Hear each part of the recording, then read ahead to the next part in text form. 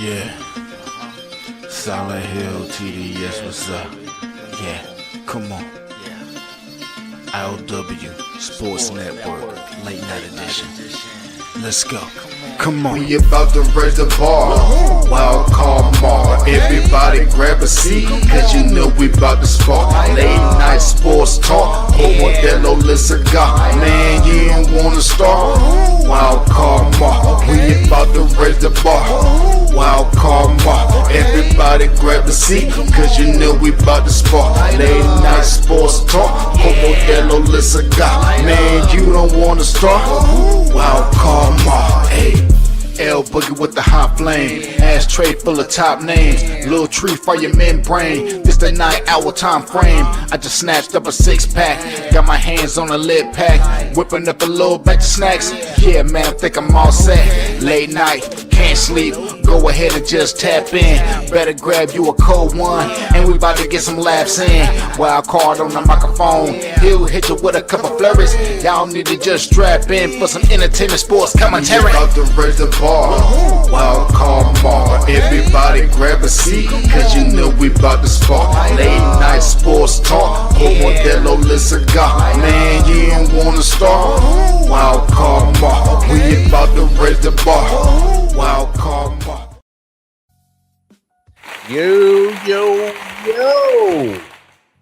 What's good, folks? I know Taco Tuesday, so we got to bring the crew back out. Wild Card Mom, Randy Weber back in the building.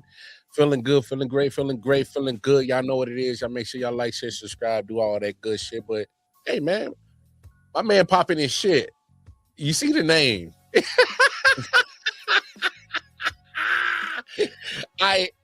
So let's cut the chase. Let's just get to some basketball playoff talk. All right, let's just cut the chase. All right, because I'm gonna let you pop your shit, dog. I'm gonna let you pop your shit. Cause before we get on there, and I saw his name tag, I said, "Oh, my man feeling real frisky right now about his Knicks." But I'm gonna let you pop your shit, cause right now,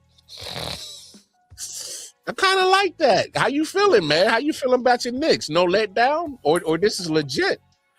So I've been saying, and not even on some bias shit, just on some real shit, the Knicks should have been the favorite to make it out of the East. And they weren't. Their Celtics were expected to make it out of the East by many. Pistons because they were the 1 seed. But let me take y'all on a history lesson real quick. Uh-oh.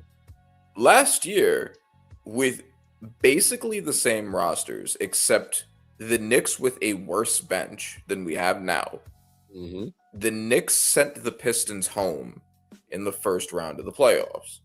Pretty much the same team, yeah. Yeah, pretty much the same rosters, except we didn't have this version of Shamit, we didn't have this version of Colic, we didn't have Grand Theft Alvarado, but outside of that, more or less the same teams, and we packed them up.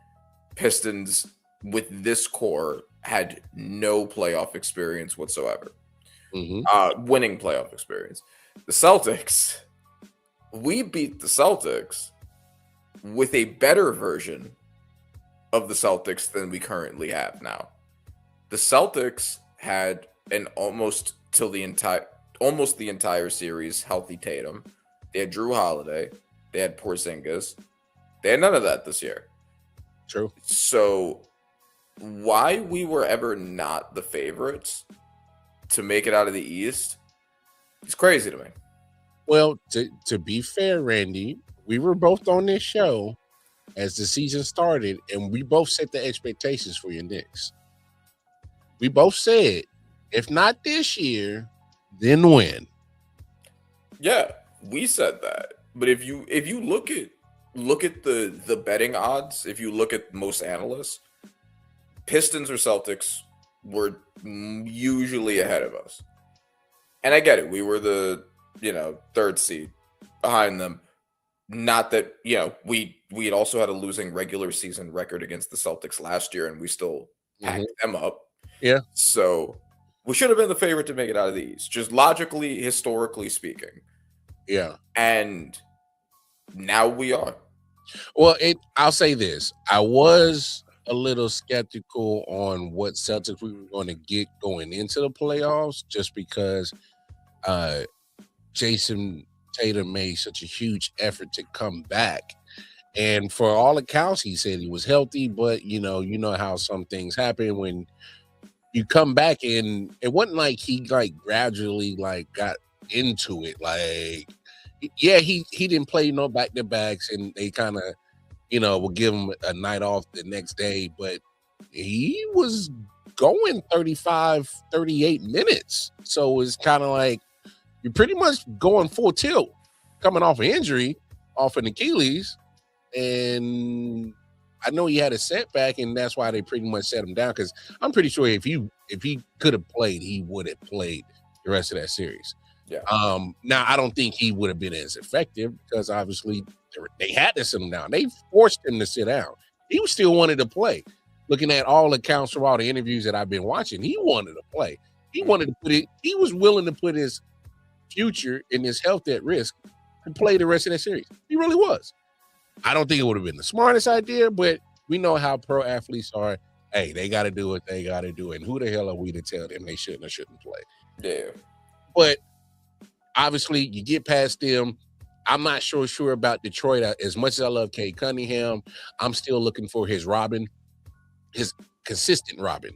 That's going to be able to pick up the slack when obviously he's getting game plan. So they're going to try to force everybody else to step up and not let Cade go crazy.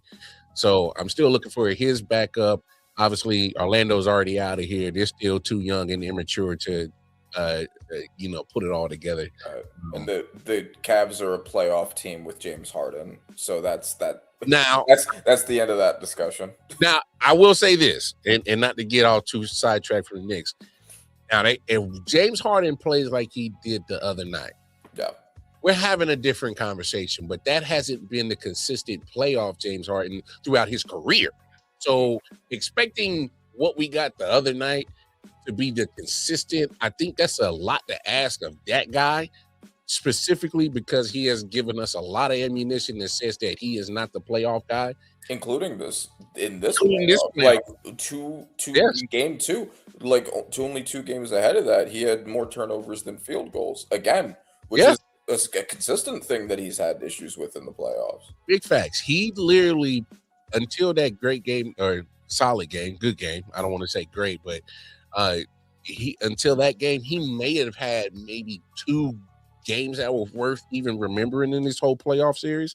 Not just this series against Detroit, but even in the first round. It was kind of like, Right, it comes Harden again with this bullshit.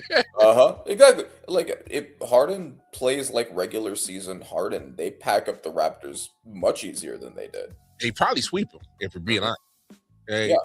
But Raptors, I will give the Raptors credit. They are scrappy. Still, some pieces missing. I don't know if RJ and Scoot or no, not Scotty Barnes. I don't know if that's enough to get past some of those other teams that you got in the East.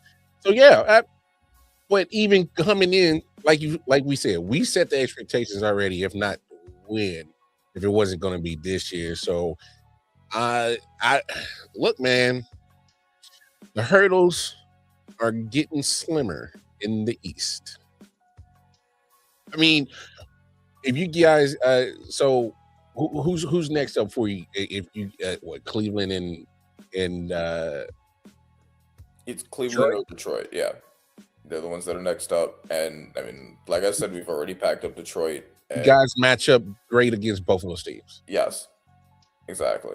The Harden meltdowns, if he's having those against lesser teams, then with the elite defense the Knicks have been playing, like should be able to give him problems, make him have some more meltdowns. The way that y'all packed up the Celtics was absolutely crazy. Yeah.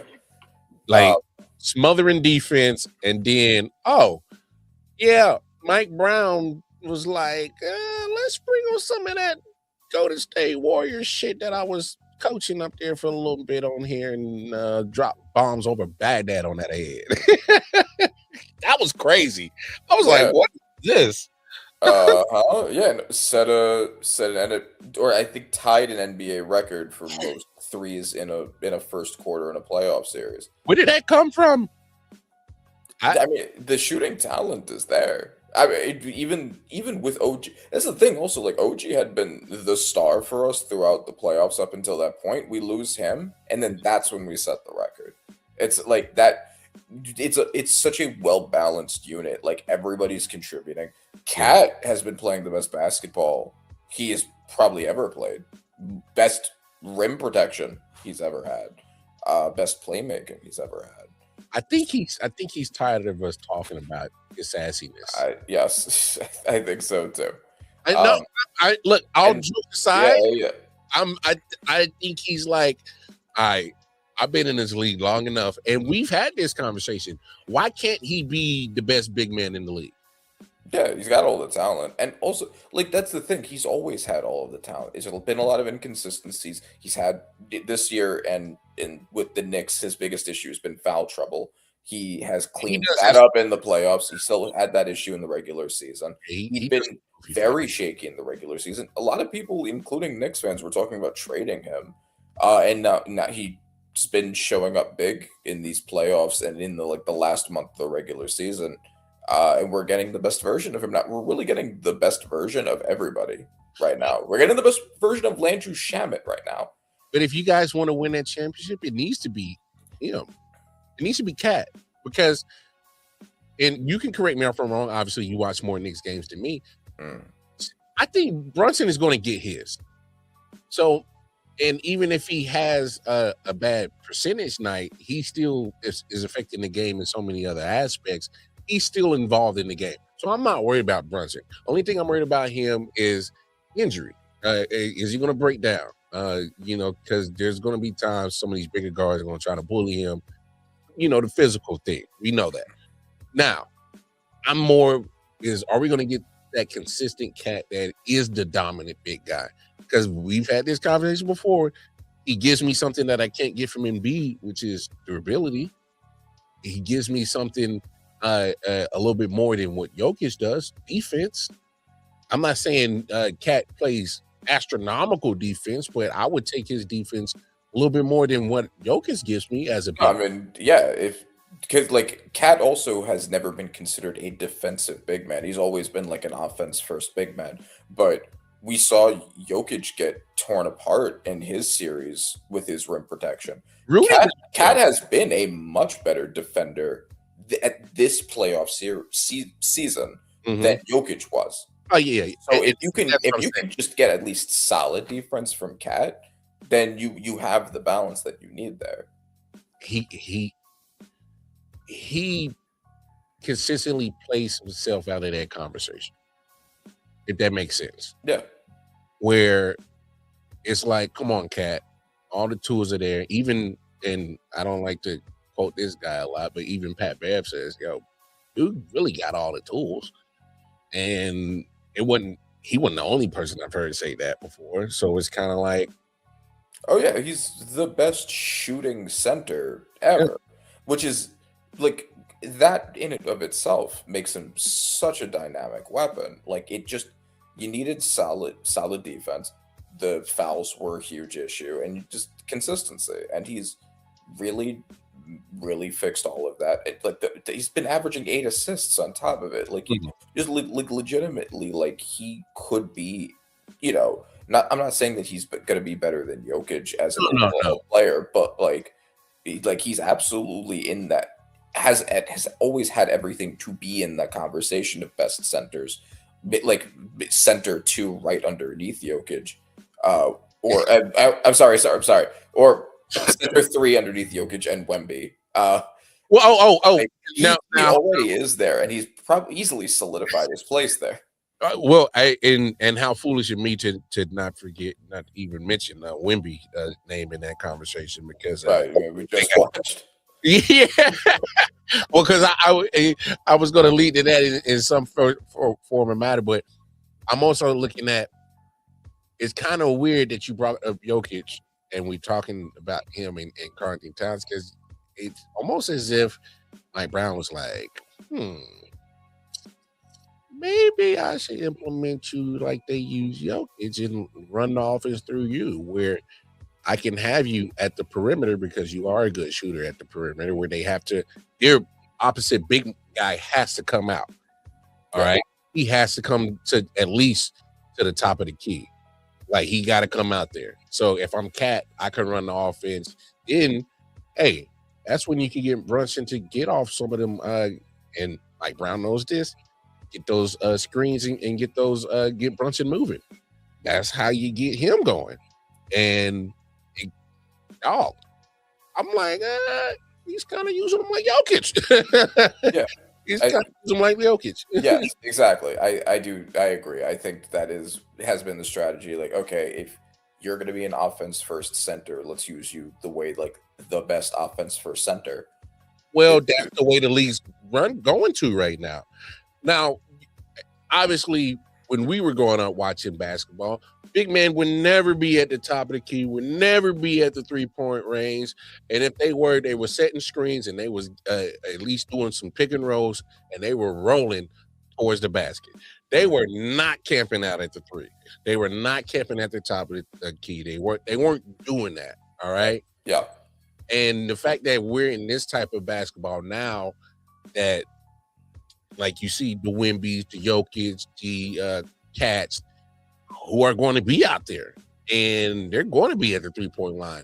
I just think, for me, Wemby's is probably the better of these 3 because he still has an inside presence, and on both ends of the court, where you already know that you go in there, he's affecting your shot.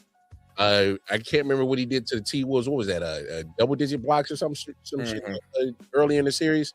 This man was literally just snatching everything out the damn air. So you get that problem, and then he's a problem on the block on the offensive side, which we'll kind of get into this and we talk about the game tonight. I love his down low game. I need him to kind of push that a little bit more and not get stuck settling for 3-point shots because he's not a knockdown shooter yet. Right. He's a very good shooter, but like the size mismatch is obviously his biggest strength. Yeah, no, for sure.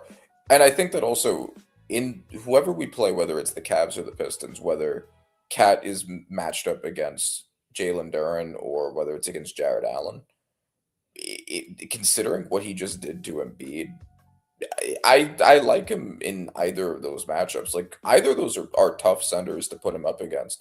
But after what he did against Embiid, I like him in either of those matchups a lot more now.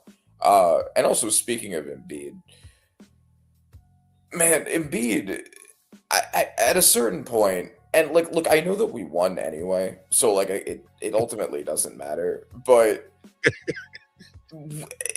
I'm sure we're going to talk a little bit, or maybe you already did, about the Jaylen Brown whole situation when he complained about Embiid's flopping and the refs not calling and like all of that stuff.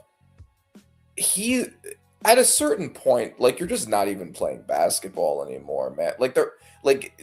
He has to be in some way reined in. Like the amount of egregious flops that he tried with the Knicks, and a lot of which he got away with, and for him to complain after I think it was game 3 and being like, oh well, the Knicks shot like 20 something free throws and we only shot 15. Like it's because refs know what you're doing now.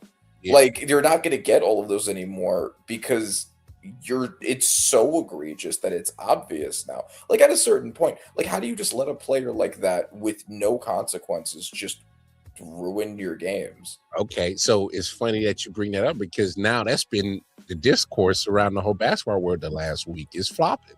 Yeah. And I find it very odd because it's like flopping has been going on for so long. Now we're upset about flopping. It's because of the fact that there's more rules, that means that there's more opportunities to do it. It's become more egregious since like Houston Rockets James Harden. It has gotten worse. I know everybody did it. Like Michael Jordan did it, Kobe did it. I know, but I mean, flopping. The more offensive friendly rules, it has become much easier.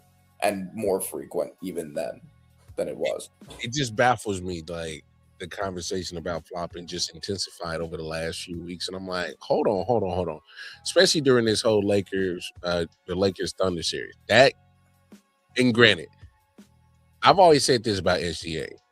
Like, I get what he's trying to do because, hey, I'm going to force the ref to either blow the whistle or swallow it, make him do his job.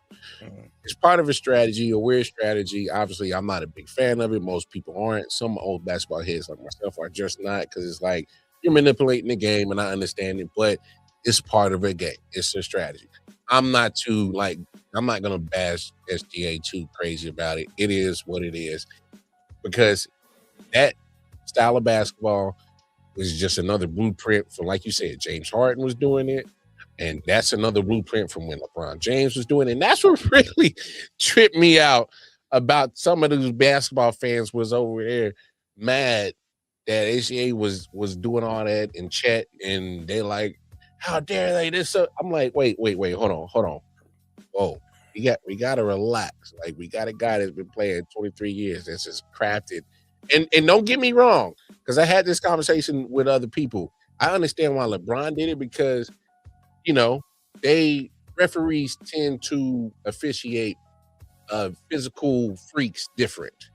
Yes. So I understood why LeBron did it. He had a reason for his flopping. Obviously, it was still ugly. It was still tacky. It was still whack. But he had a reason. So I will give him that grace. All right. SGA is kind of like, he's literally looking for it. And yeah, so much of it, it's what makes it a lot of the time particularly egregious is you can see that they have no intention of actually making a shot. The entire play is just them waiting for a chance to fall over. And it's like, bro, like this just, it's like I hate to be like so much of an old head. It's just not basketball. You're not even trying to make a shot. You're trying to get free throws. Just fail. Like there has to be some sort of reining that in. Like it really does hurt the game. It rewards dirty playing. Well, I swear they try to implement some rules like a couple of years ago. They did.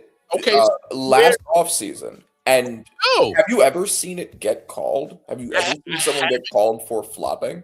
That's my point, Randy. I swear that there was supposed to be implementing discouraging flopping with technicals, and if you get so many, it obviously it counts to your technical counter. If you get too many, you got to sit down. Blase. I thought they were really going to take it serious, but we're back here at the same conversation a few years later, and it's like, did y'all really care about the flopping or not? Yeah, no, I mean, I've been an advocate before of loosening up a lot of the offense-friendly rules, allowing hand checking, more serious flopping penalties, just like rewinding the clock back to like 90s style rules. I mean, but I mean, I don't see that happening. But I think that, I mean, you see the way that people love the physical playoff basketball when the refs are on average a little looser. Like, just make that the rules. Like, the fans want that. They do, but they're only going to let them officiate that only in the playoffs. They're not going to let them do that over the 82-game stretch. Obviously, I understand that because, I mean, you get a little bit physical over 82 games. Nobody's going to be lasting towards the playoffs. So people are already getting injured more, well, which is another weird. And like, obviously, like there are a lot of factors that play into it. People did not get injured like to the same degree in like older, more physical basketball as they do now. Obviously, that's a correlation, not causation thing. But like, it is kind of funny. The game is as safe as it has ever been, and yet people are getting injured more often than ever. Well, I've always been an advocate of toughen your body. Yeah, that's just. I might be old school. It is what it is. I even when I played, team sports growing up in middle school and high school, it was we had the 3-a-days in the hot ass summer for football. I'm used to that. Now they got all kind of shit where they don't let certain timed. You're scrunched down. Even in the NFL, you don't. It ain't that getting together, as a team, organized team organized situations where they got shit going on all year round with the new CBA that they got. And I get it. You got to protect the investment. It's still a business, but man, this is not looking good for the brand of basketball. It's just not. It's just not. But let's get to tonight's game. Obviously, the only standalone game. We got the Spurs and the Wolves. Before we get to the actual talk of let's make it quick. It was a beatdown. Wolves just didn't have enough, in my opinion. Yeah. It is what it is. I know they were probably an advocate of, hey, man, suspend that guy for that elbow. I see why. Because, hey, are we sure that SGA is the shoe-in for MVP? Are we sure? I mean, who else is at that caliber that made the 65 game rule? I think Jokic is out for that. Giannis is certainly out. Plus, he doesn't have the wins anyway. How many games did Wemby play? That's right. That's what I need to figure out. And I understand the numbers are not going to look. He played 64. He played 64, so he's out. Now hold on. We got to get my man. We was giving all them other parts to everybody else. Give my man that one game. They're not going to do it. It's a hard and fast rule. So he's out. It's for one game. That is kind of crazy. Weren't we just giving pardons to a couple of cats the other day, a few weeks ago? Well, who was it? K got his, and Luka got they. Oh, that's right. Yeah, they got they appealed and which like if you're gonna introduce appeals into this. That's what I'm saying. That kind of creates a whole problem, right? Because most of these players aren't load managing anymore because of the rule. So they're like legitimately getting hurt.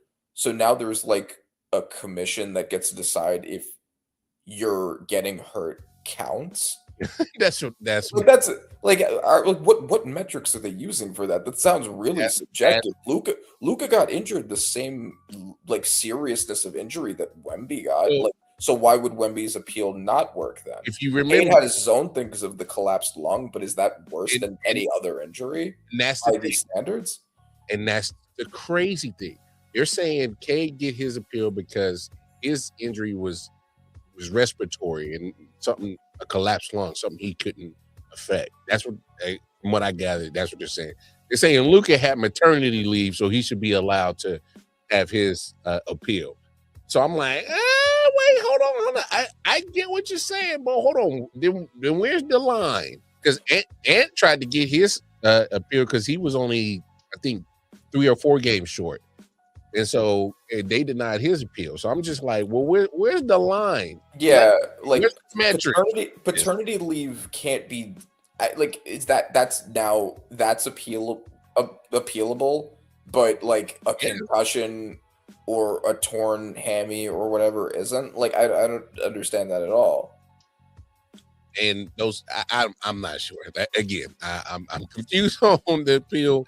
That's why, like, it either needs to be a hard and fast rule or it needs to not be a rule. Like you just can't do this. It can't be no gray area on this one. It's either 65, play 65 or don't.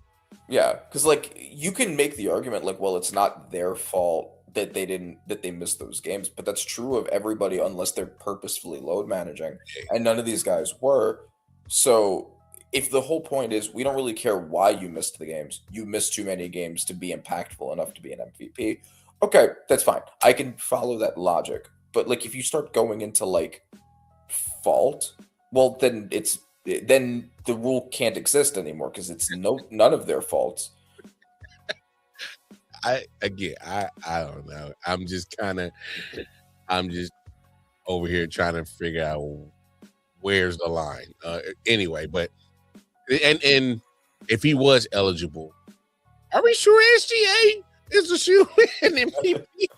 I'm just saying because my man Wemby continues to do things that absolutely just boggle my mind. I saw a play tonight where the man was going for a putback and got pushed in the back, but because he has these stanking ass stretch Armstrong arms, gets the tip in on the end one, and my jaw just dropped to the ground because I'm like, I know we call this man an alien. What word do we use that describes something that's more freakish than an alien? I don't even know what the hell that word is, but that is Wemby. Alien, unicorn, freak. I get amazed every time I see this guy play. Yeah, no, for sure. It's a lot of fun watching him play. It always will be. I will say this also. I really hope that the finals ends up being Knicks and Spurs.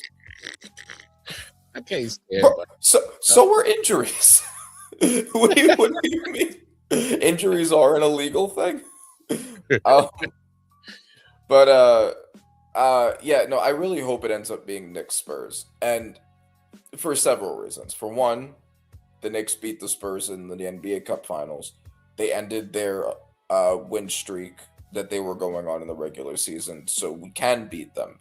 But I think it's also more important because the narrative around Jalen Brunson specifically, who I think is absolutely an MVP caliber player, has been brought back up in the light of him now leading a team to an Eastern Conference Finals twice. Do you remember what the discourse was like when the Knicks first acquired him? Like, oh, he's a smaller guard. There are some straight up saying like Jalen Brunson could never lead a team to even the second rounds of the playoffs. Like Nick Wright, Stephen A. Smith, all of them. All of them. I would especially love if he were to be able to win the ring against the ultimate Goliath, the ultimate counter to his narrative of he's too small to win in the NBA. Give him the 7'4" alien and have him beat him. Nothing would be better than that. Look. Because I remember we had that conversation shortly after you guys retired Brunson. And if I remember correctly, I was more like, how did Dallas let him walk out the building? And how the hell did the Knicks get him from that cheap? Right, which was opposite to the way that most people were talking about him. They were saying that it was an overpay. And I can understand the logic. He was a 2 there. Right, so like I get people being like, well, we didn't see him be a 1, but the talent was clearly there. But the body of work that he had put in those couple of years in Dallas before he had left, because it wasn't just that last year in Dallas that he was putting in work. He at least put in at least a solid good 2 years of consistent work that I was like, damn, he's kind of getting stunted by Luka being there. Because like he can run a team. He can run an offense. Right. He was the point guard. He was the point shoot guard. And when he had to be on the floor with Luka, we knew who was getting the ball. So it was kind of stunning his growth. I thought he was a steal in Dallas, and more than likely, I thought like, why didn't Dallas try to make sure they keep him? Because even if you do keep him and have Luka still there, you have him run your second team offense, right? And you keep everything going, you keep everything flowing. You can give Luka his time on the bench because I got a second team point guard that runs the offense just fine. Oh, he gets his too. So it's like when you get a guy that gets his and gets the team involved, I was like, okay, I was with that. I just didn't. I thought it was more like, damn, okay, well, you got Brunson. So at that point when y'all first acquired him, I'm like, well, what else? Because stature, physical wise, it's hard to say that you're going to have a guy his size lead you to a championship. It's just not. Right. But people had been saying, people said that about Isaiah Thomas. People said that about Steph Curry. People said that about Donovan Mitchell. Like, And Yeah, like Donovan Mitchell hasn't won a ring yet. I was about to say I wasn't putting Donovan in that picture because my thing is, But it's not his fault. I don't think it's his fault that they I have hear it. you. Yeah. But we're also looking at Steph and Isaiah that also was part of a damn well put together team. So we also put into that context when you first acquired Jalen, that what you got right now wasn't the vision at that point in time because we needed to see the rest of it. That's why I was kind of more like, well, what else? Right. It needs to be something else that's going to be added to the Knicks for Jalen Brunson to succeed. Because yeah, he's good, but he staturally, physically, he can't hold the team by himself. So the moment that you guys got Cat, I'm like, But okay. that's the thing, though. He can. He has. Before Mike Brown took control, Tibbs basically ran everything through him for years. And he won Clutch Player of the Year for that reason.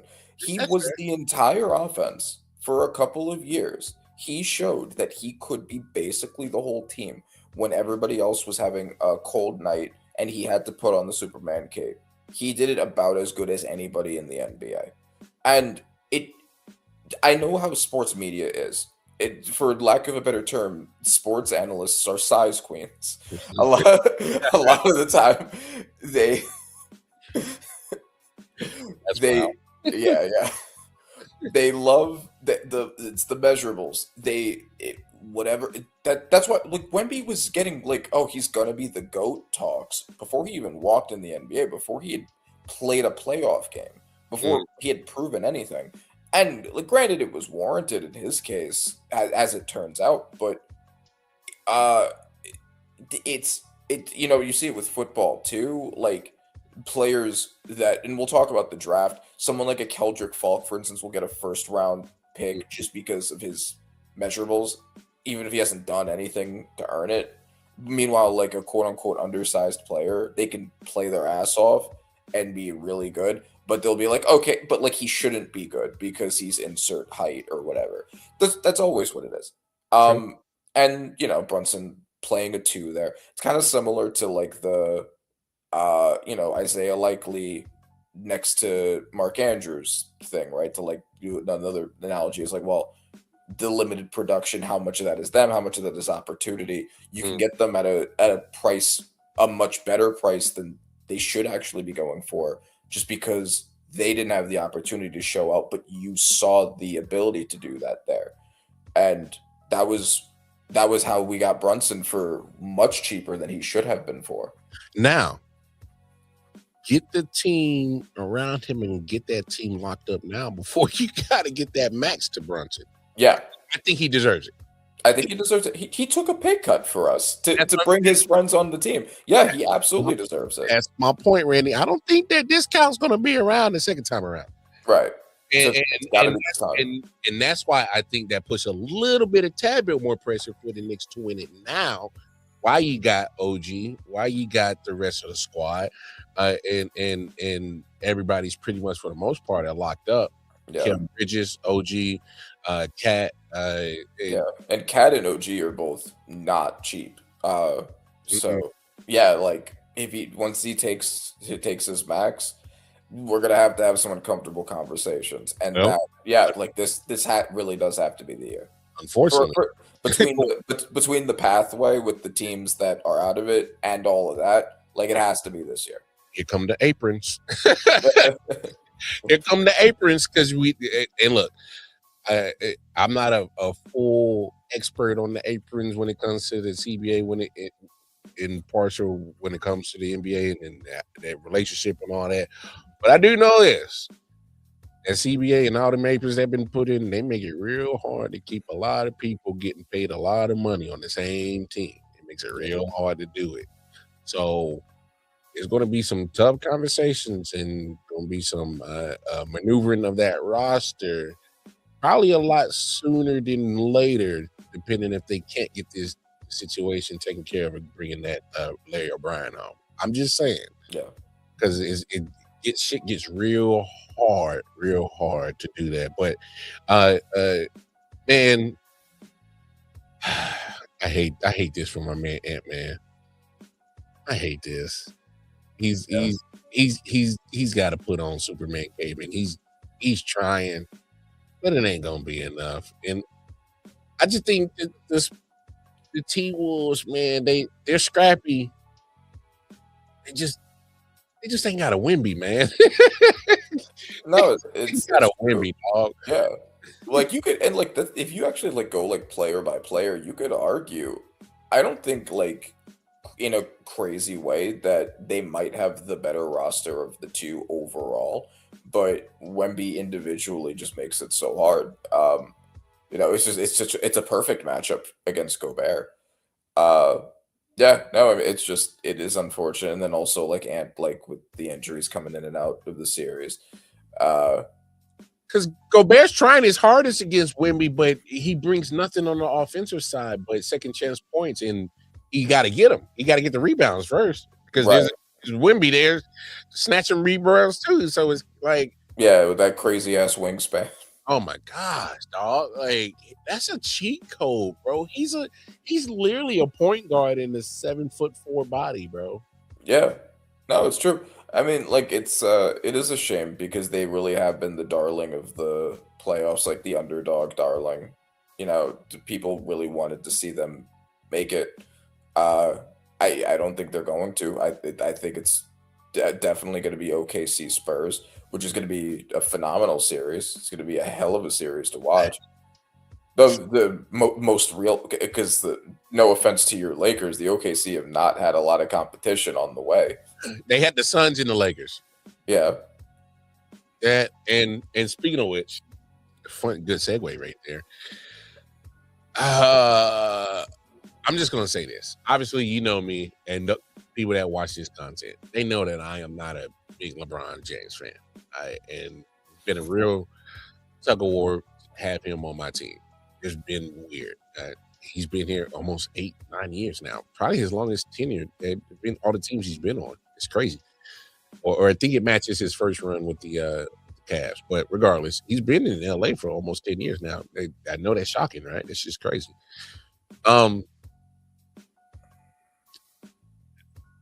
He won't go down as probably the greatest Laker or all-time Laker. It's just too many guys in front of him that's just too beloved. I feel weird. and who did more? Well, yeah. Lakers specifically. Well, it's just when it comes to just Lakers fans and our fandom, like we like our guys. You know what I'm saying? Mhm. Like, and no disrespect, because and even Will Chamberlain wasn't the original Laker, but he did something when he came to the Lakers, and like I don't see him passing up the logo. I don't see him passing up Kobe, Kareem, even Kareem started Shaq, even guys that had started their career somewhere else, but fully embraced over in Lakers culture, like Kareem, like Shaq. Yeah, because they won. Yeah, no, exactly. Yeah, you have the best Mount Rushmore maybe in sports. I mean, like a Magic, Kareem, Kobe, Shaq, Will, like Jerry West, like whatever four of those you pick, just for their Lakers tenure alone. Honorable James Worthy, like James Worthy, exactly right. Like Bob McAdoo. Hey, dog, it's crazy because it's like, and I think that's always kind of been like a weird relationship with us and LeBron. It's kind of like I don't think we fully embraced him. So my thing is, obviously, he did bring a championship in the 8 years he's been here, but his next move, I'm at this point where the Lakers have kind of put him, I guess, put themselves in a corner that they gotta keep him, because what's the other alternative? No LeBron on this team. What does that give us? Luka's great offensively, cool, but that man's a cone on defense. Austin Reeves is cool every now and then because that's how good he plays, is every now and then. And he's a cone on defense. Statistically, Bron was the third option this year. Statistically. Yeah. Weird to say that, but whatever he decides, I'm at this point in time as a basketball fan, he deserves whatever the hell he wants to do. If he wants to go back to Cleveland, let him and take his son with him. If he wants to go wherever else, find a way to make it happen. If he wants to stay in LA, open the doors for him. If he wants to retire, by all means. Because love or hate LeBron, I think there's a certain amount of he done so much for the game of NBA. For basketball, is kind of like he kind of earned it. Whatever the hell he wants to do. Yeah, for sure. And whatever money he's gonna get paid. Because I think we can make a case of what Cass is getting paid now and his value, what he can bring not only to your team, because he's still playing elite at 41. Yeah, no, exactly. He's still very good. The question is, because my Knicks have been in the conversation. Also, like, not at the top of it, but they've been in it because every superstar, if they're planning on going somewhere, the Knicks are a conversation because it's New York, the market, all of that. Market, always.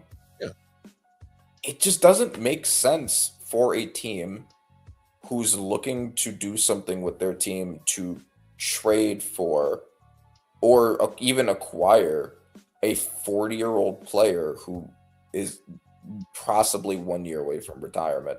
If you're just trying to sell tickets, I get it. I mean, like, for instance, I've been saying that I think the Warriors should trade Steph ASAP while he still has trade value. But they're right now looking like, well, Steph has done so much for us. Let him retire with us. Let us sell the jerseys and the tickets and all of that with him and Draymond. And I get all of that. If you're looking in that mold, I think maybe, and they probably can't afford to do it. I'm sure they can't afford to have every contract. If you're going to do that anyway, you might as well be like, hey, LeBron, do you want to have the coolest legacy act ever for a year playing with your old rival? Like, we could, you don't have to leave the state that you live in now. We could sell a whole lot of tickets and jerseys, for like 1 year. Is that a good strategy? No. Is it a good strategy for making money for a year? Absolutely. Absolutely. Because you'll get the return on investment. Again, he's still playing at an elite level. He still moves the needle when it comes to sales, ticket sales, jersey sales, popularity. He will still bring eyes to your franchise. Here's the crazy thing. Because that contract is expiring, he'll be a UFA going into the summer. Right. Yeah. Now, so they don't have to trade for him. Yeah. You wouldn't have to trade for him. You wouldn't have to give up no compensation. You wouldn't have to blow up your team to acquire him. The problem is you're going to pay him minimum 52. Yeah. He's already top 5 paid. Steph Curry is the highest paid. So putting them next to each other, that's what I'm saying. Like, it's probably not realistic just financially, but it'd be cool. And that's why I'm saying it makes sense to actually just have him if he wants to play and for him to go back to the Lakers, because they've always been the franchise to say, hey, we've always paid the stars regardless of the contention of the team. And to be honest, I know they struggled, had a couple playing appearances, can't get out the second round. They're still making the playoffs, still being slightly competitive, not overly competitive. Obviously, they're not in any standing to win a championship. I understand that as a Lakers fan, but it's kind of like, what's the alternative? No LeBron on the team leaves us with Luka, great offense in the cone on defense, and AR inconsistent offense in the cone on defense. Huh? Yeah. Also, like, it'd be one thing if you could trade him and get like a core of talent around them to make up for those deficiencies, but you can't. He would just walk. So it's like you might as well keep him, I don't know, to mentor, sell tickets, whatever. To add, I mean, he's not the defender that he was at his age, but he's a better defender than either Luka or AR right now. Oh, did we not see this whole series? They was going at AR. Mm-hmm. Hey, we're 15 at. All right, go get them. Go get your ISO. Go ahead. Right, exactly. Like Aiton can't do all oh, of it by oh, himself. oh my good. Oh my fucking gosh. Oh, I was doing so good till you brought up that motherfucker's name. Oh my fucking god! First of all, I was doing so good, I forgot all about this jerk off. This motherfucker got the nerves to go get the dominating with his name little placard in the chain, and then proceed to get swept later. That fool, read the room. Fool, read the room. DeAndre Ayton got to be the most unaware player in the NBA. You are just that unaware of how booty juice you are, and for you to go get that chain made, dominating what? What have you dominated? DeAndre Ayton, you have been a player that has continually can't stay on the team because cats have tired of trying to give you chances for you to actually dominate, and you just refuse to do it. You seem perfectly fine collecting checks and messing with Instagram models. That seems like your MO. And you seem perfectly fine with that. Cool. You can go to other leagues that can give you the money and you can still bag you an Instagram fraud. But I don't think NBA is for you, bro. You love the perks because I see you. I see you, big dog. You like the perks. That money is, hey, you got a hole in your pocket because you burning through that money, bro. But the change, you goofy ass mother. Oh my, hey, you talking about a waste of just physical abilities. I wish I can be put into that physical body that DeAndre Ayton had. I would be a fool. You talking about dominate? I don't need no chain to show you how I'm gonna dominate. I'm gonna go show you. But it's like this dude right here has just been like the most underwhelming potential that has ever been created by God. Bro. I would literally take Greg Oden on all them bad knees ever before I fuck with you, DeAndre Ayton, on my team. This dude is hey, get this dude off my squad. I clearly touched a nerve. Oh no, get this dude off my squad. Get DeAndre Ayton on my squad, please. You talking about waste of potential? Oh, look. I never made it to the NBA. I'm only 5'11". I was never gonna make it. All right. I ain't got the skills. Look, DeAndre Ayton, he made it to the league. I never get there. Congratulations. But we've seen players that are just enjoying the fact that they made it to the league and they enjoying the fruits and the monies and the perks. They ain't about to put in that work to actually. So I don't know how this dude keeps getting jobs. I think it's just because he is 7 foot. But this is crazy. Come on, man. Oh my goodness. Speaking of dudes off of your squad, Woo. I also know that there's been a conversation around JJ Redick. Now, I know, and we've talked about this before, that head coaches are always like the witch that you burn to get the demons out of the city, right? They're always the first one that just takes the axe regardless of whether it's their fault or not. They the sage that get burned. Yeah. Do you obviously you know more about like I guess the intricacies of like his coaching? Do you think that JJ Redick is responsible? Because it doesn't look like it to me. You were against a historically dominant team. You shouldn't have even been there in the first place. You beat the Rockets without your two leading scorers, and you went into this series without your leading scorer. Do you blame JJ Redick for how this series went out? Nope. Okay. Yeah, I didn't think so either. But there is a talk about potentially getting rid of him. So here's the crazy thing. We also got to look at the Lakers organization. They don't give coaches time. Go look at the track record over the last 10 years. Frank Vogel won a championship. He was gone in 2 years, less than 2 years. All right. Who else has got championship pedigree that has been in that chair and then they got bounced? Look, the Lakers just don't. Darvin Ham never missed the playoffs.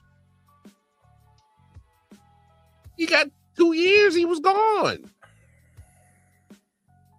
JJ Redick hasn't missed the playoffs 2 years. If he gets clipped, I won't be surprised, but it's not his fault.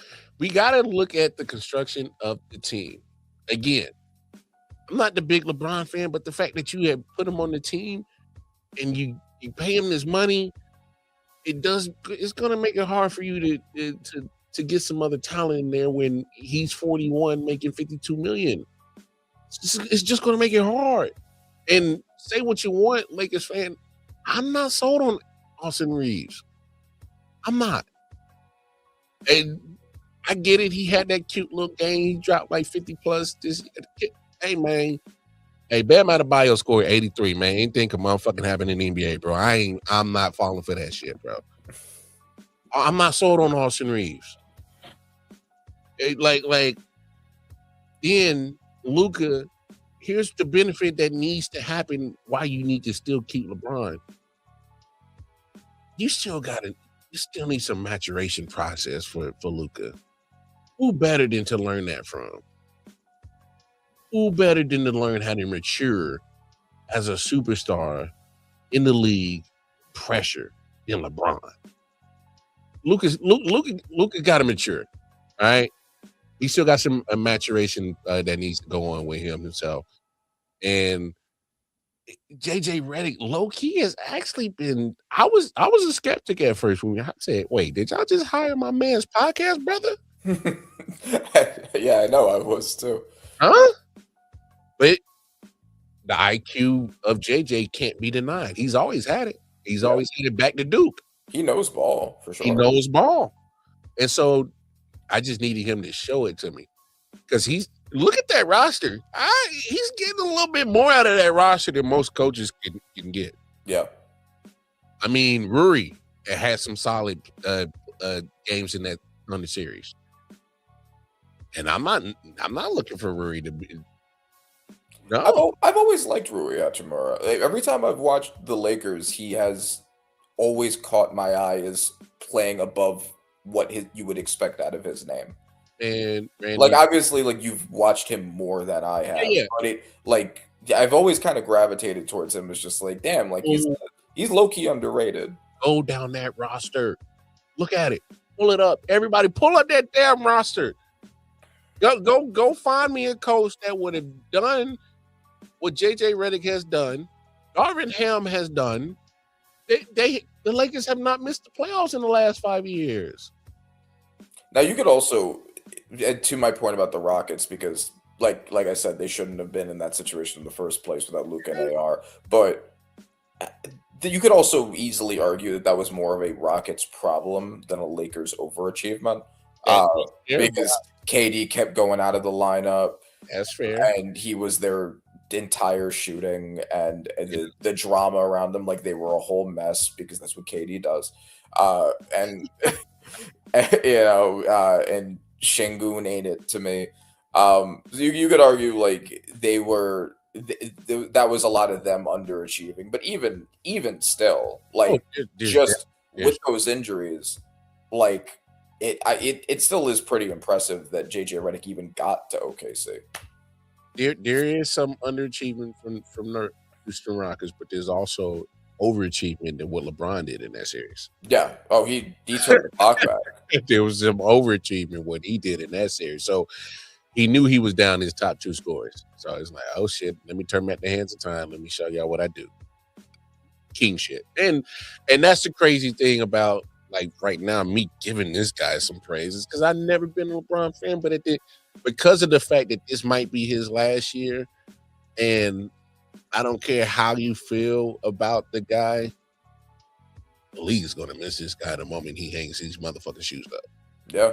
Fans are going to pretend that they were fans of his the whole time instead of talking shit about him. Hey, that's why, forever. Randy, that's why I'm setting the record straight right now. I ain't never been a big fan of LeBron, but I am not that much of a hater to not recognize what his impact to the NBA and the game of basketball has been for the last 23 years. I'm not. I can have the jokes and all the times he got swept and you not the GOAT and blah blah blah. I understand all those feelings, and we are all, have our own right to have them. But at the end of the day, I think you are foolish to just try to dismiss the impact that this man has done, not only for the game of basketball, NBA, but we're talking about pop culture. He's a cultural icon. Like, we can't. All right, guys, you can't be that much of a hater.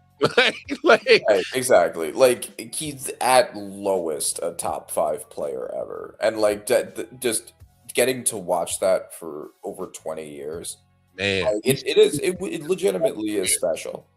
We didn't see his whole career, bro. His whole career. I mean, even in high school, they was putting his ass on the ESPN damn near every Friday.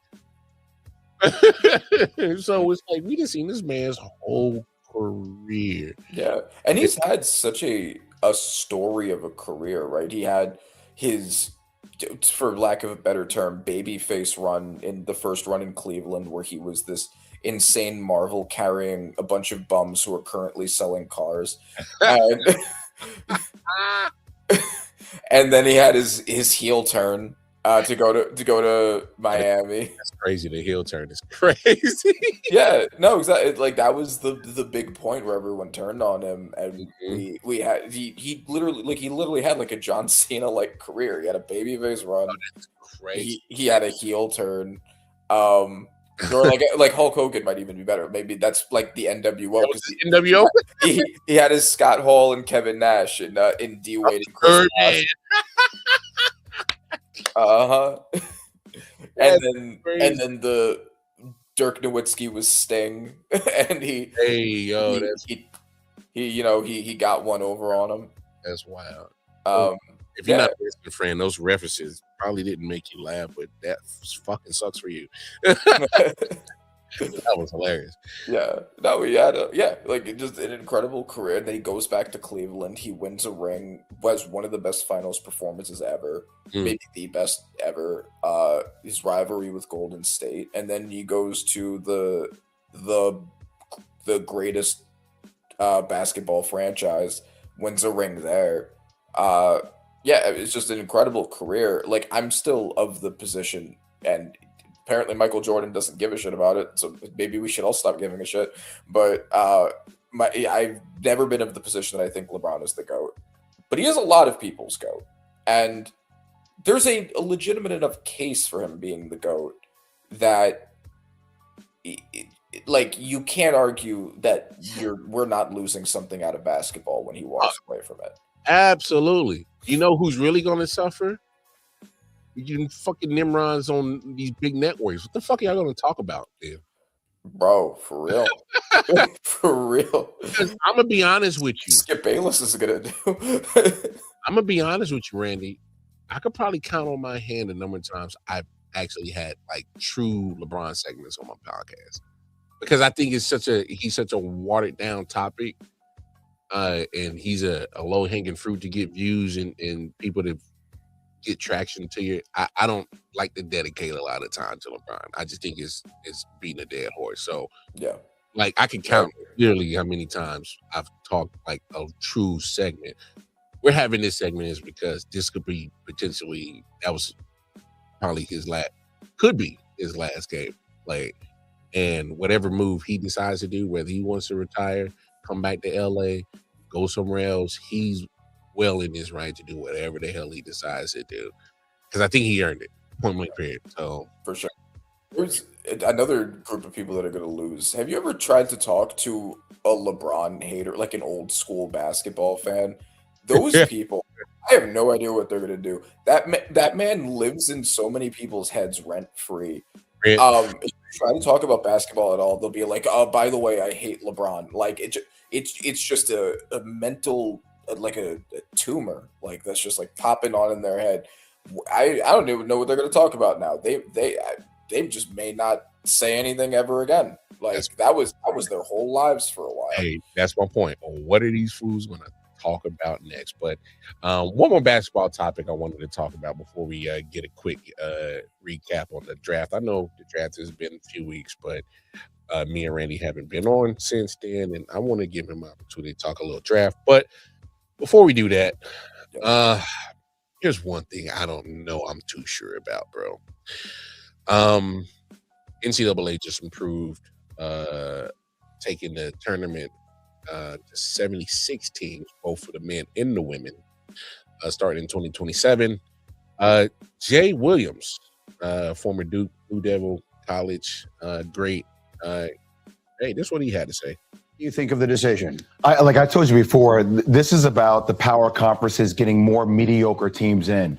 And look, tournament expansion, we always felt was inevitable. It's about money, but also how do you keep the power conferences happy, right? Because I do think we're inevitably headed towards a scenario similar to the CFP, where eventually the conferences are going to own all the power. They're going to say, why do we need the NCAA anymore if we can actually own all that revenue for ourselves, Greeny? That is bound to happen when this deal comes up sooner or later. So look, I always look at these things as there are two reasons why things get changed. One is to make them better. I haven't heard anyone suggest the NCAA tournament has any problem the way it is right now. This doesn't necessarily make it better. It might not make it worse, but it certainly doesn't make it better. So the other reason that you change it is because there's money involved. And so there just has to be more TV money, more. Yes. And to your point, more money for the big conferences, which is obviously a priority for the reasons you described. So all the shows that we have, when we go through all the scenarios about here are the first four teams out, we sit over and we debate it over and over about the mediocrity of these teams. Now we're going to let those first four teams in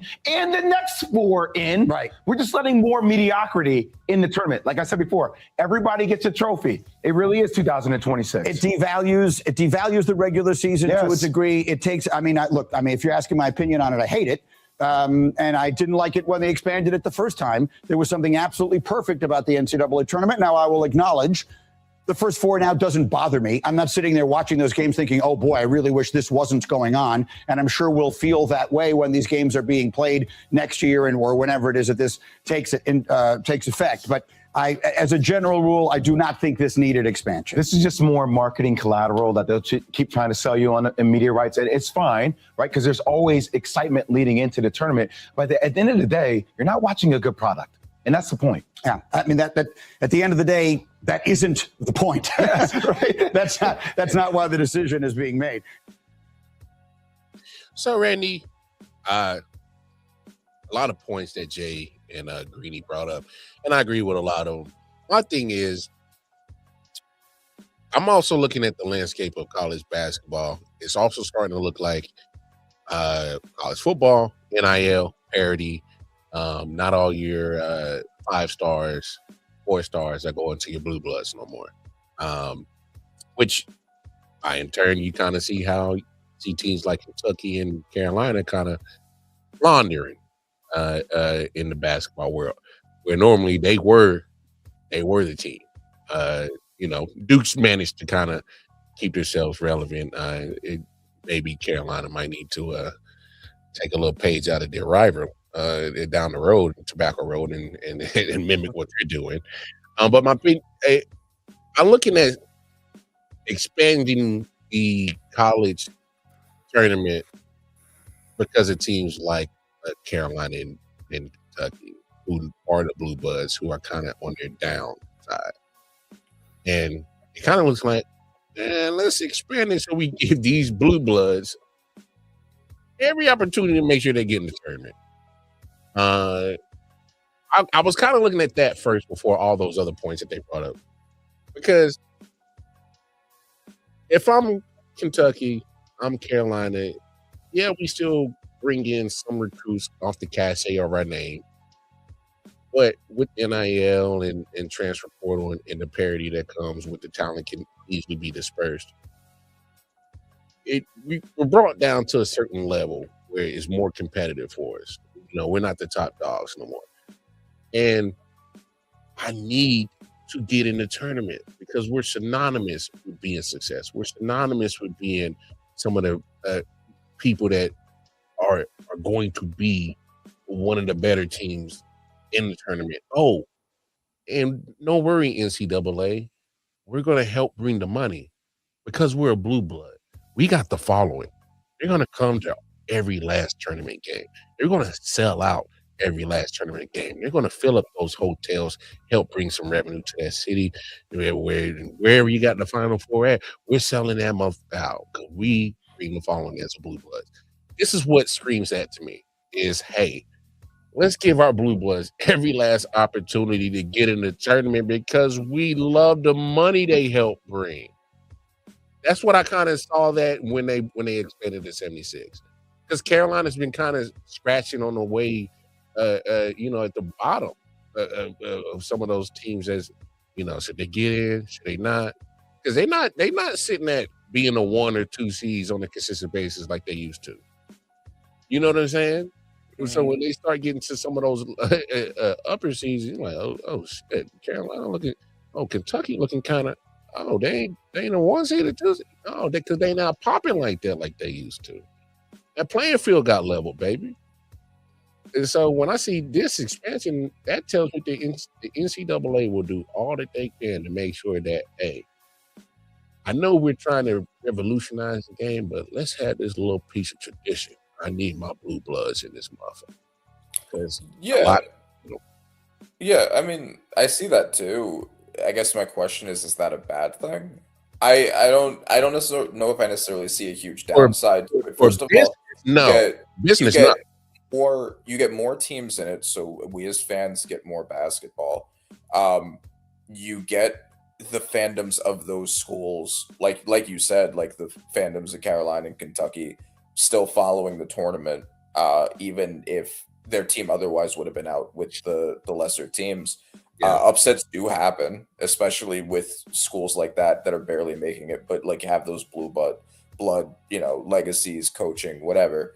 I don't know if I necessarily see a huge downside. Like, you're getting more basketball. I don't understand. Like, I don't, you know what I'm saying? Like, I have no reason to feel mad at this. Okay, well, I'm also kind of looking at it this way. I've been having a hard time following the men's tournament than the women's tournament. And, obviously without Angel Reese and Caitlin Clark not even being there there's still been some great talented women that still have managed to, keep me hooked to what they got going on in the women's tournament. The thing that's been killing me with the men's tournament is, where are the stars? I'm not talking about obviously every year somebody has to be the star because somebody has to be the best of the best. Yeah. No. That's not what I'm talking about. I'm talking about the dudes. I'm talking about the Dick Vitale diaper dandies. Where the dogs at? What I loved about the NCAA tournament growing up is I get the chance to see some stars on different types of coast that I didn't get a chance to really see. There might be some dogs on the East Coast that I haven't really got a chance to see. Some dogs down south, I really had a chance to see. Some dogs out west, I really had the chance to see. But now I get to get them on the big stage of the tournament. And not only do I get to see them, I get to see them in a pressure pack moment. So it gives me an idea of what I'm going to look for these guys when they get to the pros. And they handle it. I'm not, you can correct me if I'm wrong. I don't feel like we got the dogs in the men's tournament like we used to. That guy's must-see TV. I can't wait to see what he does. I don't know. Maybe I'm wrong. Yeah, I mean, I can't say as someone who, doesn't follow college basketball all that strongly. I know that this past season has pushed a lot of big names, because I know this draft is really highly talked about. But it's hard for me to say that I knew these people before they started getting talked about in the draft. I mean, I don't necessarily disagree. Obviously there's you get your really good players at points, but there isn't a lot of buzz around anybody specific unless you're already very invested in college basketball. Like Caitlin Clark and Angel Reese, for instance, were big, even if you weren't a big college basketball person. Like you just knew those names. There really isn't anybody like that right now. That'll just come with. I mean, maybe if you could argue this is even another good reason for the expansion is it gives room for more people to show up and become that person. Yeah. I don't know. I just think the more you expand it is like, then where do you set the line? Because now there was already talk of expansion years ago. Oh, these guys, we don't got enough teams. Somebody got left out. All right, let's expand it. Oh, somebody got left out. Let's expand it. Oh, somebody got. Where's the line? I'm almost at this point where it's like, yo, just every D1 school, we just gonna put them all in and just fight it all out. Shit, hell, Royal Rumble this shit. No, because like, where's the line at? And because it's like, I think one thing that they did say, I think it does start to diminish in the regular season or the importance of it, because it's kind of like, do you, now that you keep expanding it, do you keep that mentality? Let's just use the regular season, kind of tweak everything, see what we got, see who we are. You know, all we got to do is turn it up in a tournament time. You know, conference tournament, let's turn it up, get our automatic bid. Or, you know, let's take a chance and see if the committee has the audacity to try to leave us out. There's no way. Look at all these studs I got. They're not going to leave us all, you know, but you got a mediocre record. So it's like, that's why I'm like, are we going to water down the content? Are we going to water down the product? Are we actually putting in our best in the tournament? That's the only thing I'm worried about. Because when I start seeing seeds at damn scratching 500, below 500, barely. If we start seeing a whole bunch of NFC South bullshit going on in the tournament, I'm gonna have an issue. Yeah, I get it. That's all.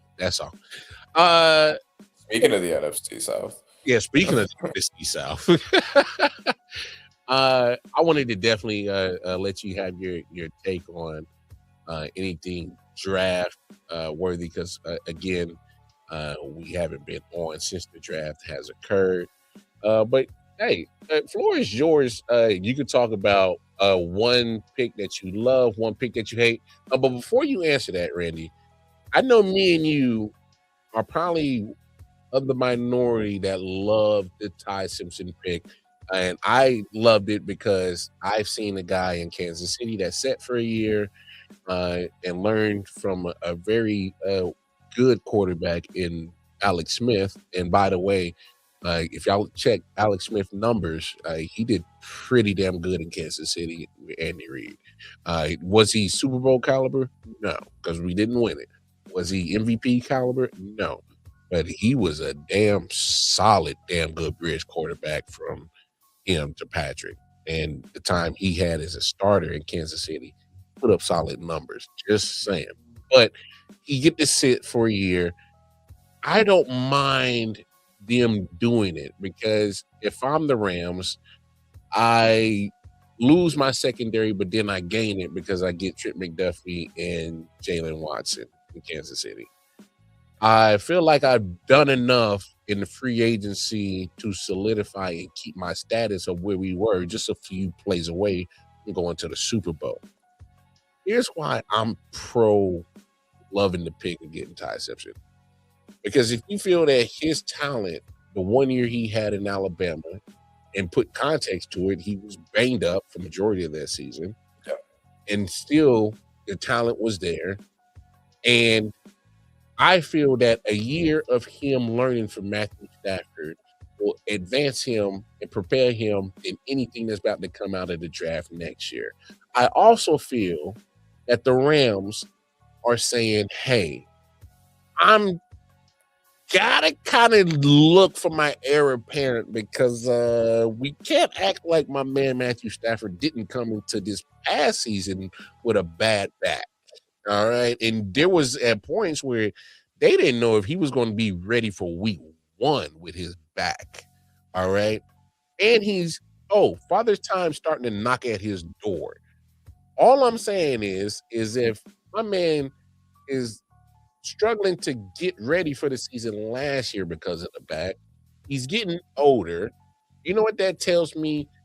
He's probably one hit away on that back from really being out.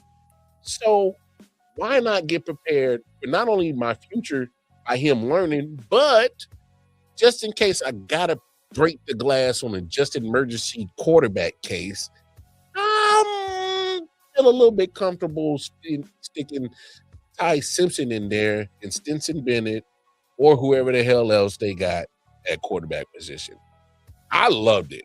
I know people hated it. They say, oh, it's the reach at 13. Well, we can't forget there was a whole run of quarterbacks over the last 2 years that got drafted in the first round that didn't have no business being in the first round. So quarterbacks are always going to be of a position of need. Yeah. I didn't hate it. I thought it made perfect sense. Yeah, so I was a big defender of it. It was one of my favorite picks of the draft. And it makes the big criticism has been like, well, the Rams are a win now team. There's somebody you could have added to the team that would have helped you win a Super Bowl now. Okay. Mm-hmm. What were their other options? Their other options were realistic options. Mekhi Lemon to be a wide receiver 3. Kenyon Sadiq to be yet another tight end on that roster I've seen floated around. Blake Miller to add another body to the right tackle room after their right tackle retired, although their backup apparently the Rams fans are pretty happy with. So you could have added depth to any of those position rooms with your first round pick, or you could make sure that you're not in the position that the Steelers are in, getting bullied by old man Rodgers. Yeah. The fact that the Rams are a Super Bowl team now means that they're not going to be in a position to pick this high next year. Exactly. They're not going to, unless Matt Stafford gets injured very early in the season and like they have like a horrible season as a result of it or something like that. But they don't expect to. I mean, this pick wasn't even theirs. This pick was from the Falcons, and they got lucky to get it. So you have to, like, you don't really have a choice. I think Ty Simpson is a good quarterback. I think that like you said, it adds if you can add context to the fact that he was banged up through the second half of the season. He looked great to the point where he was competing with Mendoza and Dante Moore through the first half. He had a really good combine. I think you have choice. We was already talking Knicks basketball and everything, bro. Yeah. Missed it all, dog. You missed it. Go on YouTube. Click the live rewind. Start from the beginning.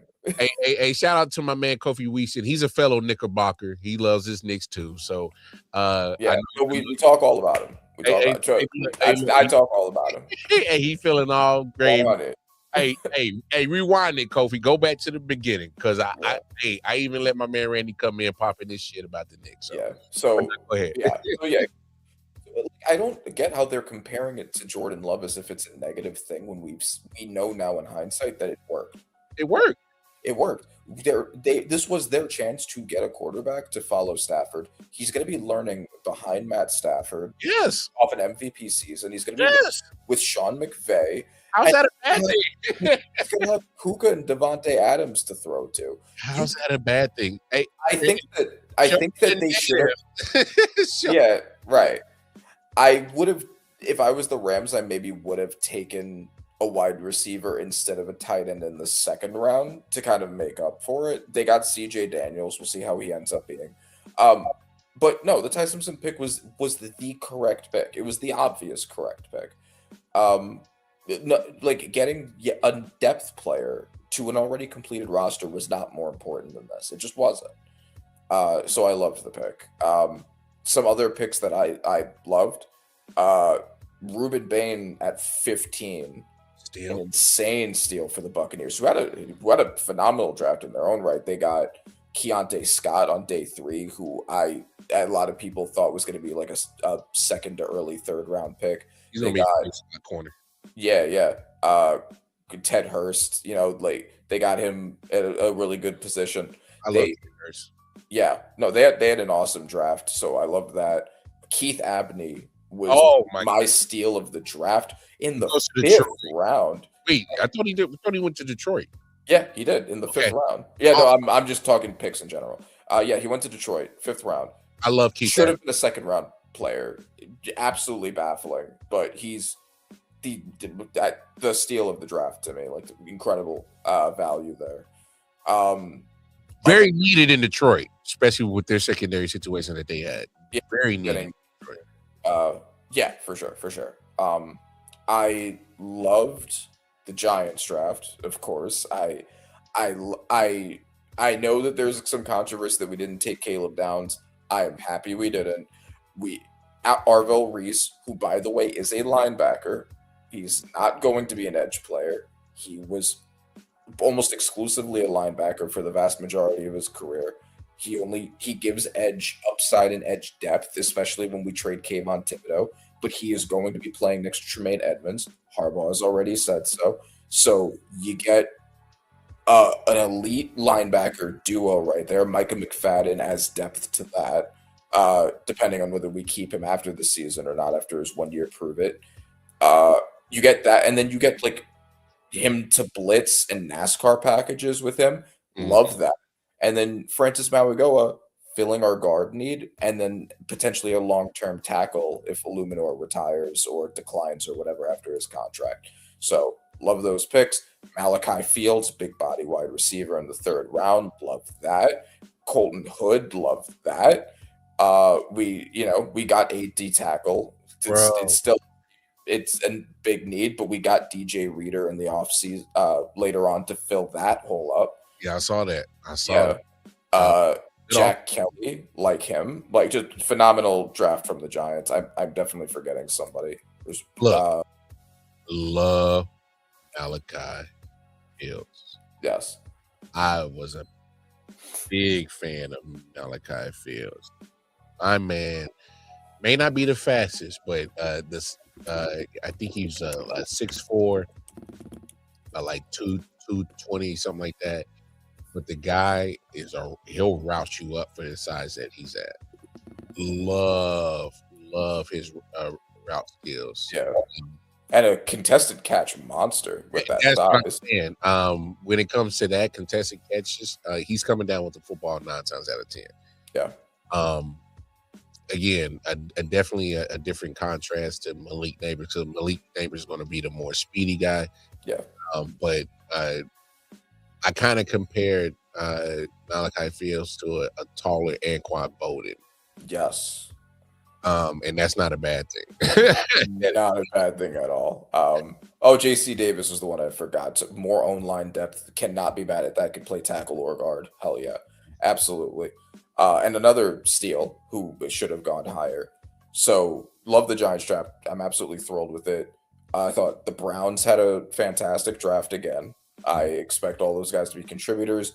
The fact that they traded with y'all, and we'll talk about the Chiefs draft too, trading down with y'all and still getting their choice at offensive line. Hell yeah to that. Got great receivers. Got Emmanuel McNeil Warren at a steal. I thought they had on an awesome draft. The Colts and the Falcons both got 1st round caliber talent without even having a 1st round pick. I love the Avion Terrell pick. Putting him next to his brother, getting someone who should have gone in the 1st round and who only didn't because he ran a 40 time with a hurt hammy. And everybody thought that he was slow. I'm sure he's not going to be. He never was on film. So putting him next to AJ Terrell, fantastic value there. And then they got Zachariah Branch later. So I really like that for them. Some bad picks. Those are like my favorite picks. Some bad picks. Cardinals taking Jeremiah Love. Thank you, Arizona. Thank you for saving me from having to have this conversation about my team. You don't have a quarterback.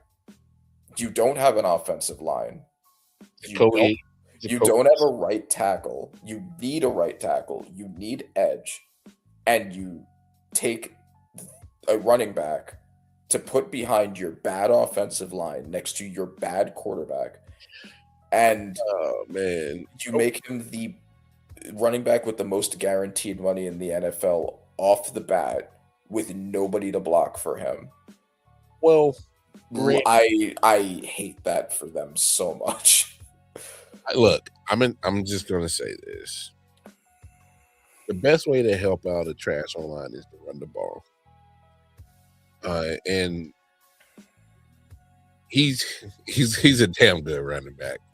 He is. He is. No, he is. It's just the situation. I mean, we saw it with the Raiders. They got Ashton Genty, who's also a damn good running back. Yeah. But behind a bad offensive line with a bad quarterback next to him. Hey, just put the defenders in the box. That's what's going to happen. But I think the thing that's really killing them right now is Jacoby Brissett is overplaying his hand, in my opinion. Because we know what you are, Jacoby. You asking for 20 million, 20 plus. Man, if you don't shut your ass down and take this, we'll bump you up to 10. All right, enjoy this 8 that you already got, but we'll bump you up to 10. All right. We know what you are, bro. Right.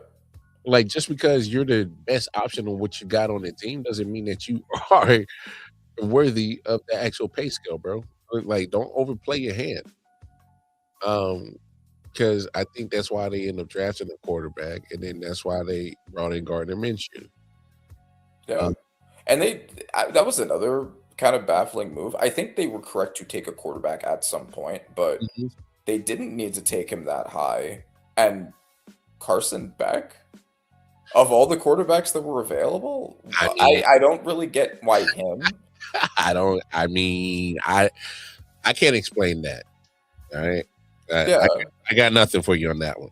All right. Like, take a quarterback. Sure. Yeah. Yeah. Sure. You should take a swing. Him? Yeah. Him, and also in the 3rd round when I think he was he was the next quarterback to be taken after Ty. Look, I just put it to you this way. Chiefs drafted Garrett Nussmeier in the 7th round. And by all accounts, there was people that said Garrett Nussmeier, had he been healthy, played a little bit more consistent, had at least 2nd or 3rd round talent. Mm-hmm. So, people have seen Carson Beck.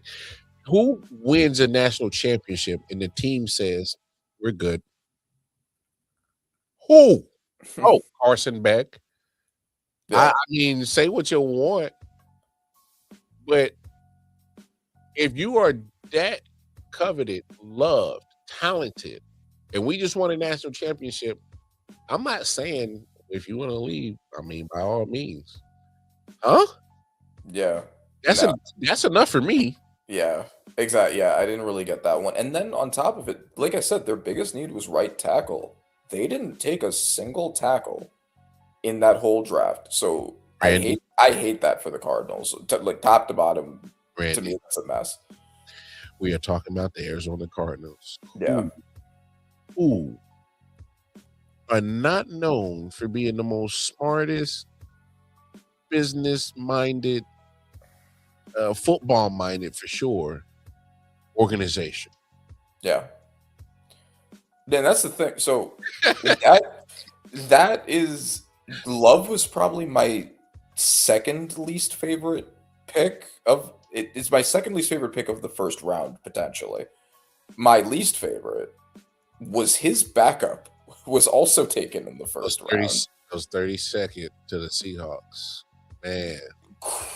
They gutted their secondary in the offseason. They did not do a good job of replacing people. They lost Tariq Woolen. They lost Kobe Bryant. And they had a lot of really good corners still there. They also had Emmanuel McNeil-Warren. They also have an edge need, especially when DeMarcus Lawrence retires. They could have added Cassius Howell. They could have added Zion Young. They could have added, Young was sitting there. R. Mason Thomas was sitting there. yeah. There's other pass rushers that. Gabe Yakis was there. Like, whoever you like, whoever you think is the best fit, there were edges there, corners there, safeties there. You take a backup running back, you could have gotten Mike Washington in day 3 if you wanted. I don't even particularly like Mike Washington, but like like, outside of Jeremiah Love, these were all flyer running backs. Jadarian Price was a backup in college.